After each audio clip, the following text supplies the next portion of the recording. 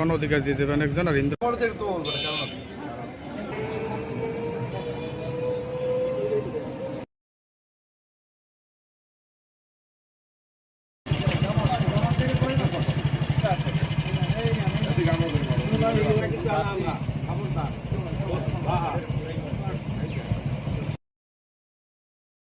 বাংলাদেশকে গড়ি, বাংলাদেশকে রক্ষা করি।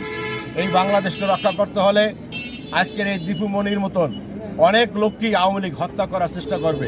আমরা না হারাই, সেই প্রেক্ষাপটে আমাদের সবাই ঐক্যবদ্ধভাবে কাজ করতে হবে। ময়মনসিংহের ফালুকা উপজেলার গার্মেন্টস কর্মী দীপু দাসকে পুড়িয়ে মারার ঘটনা একটি নির্মম ঘটনা।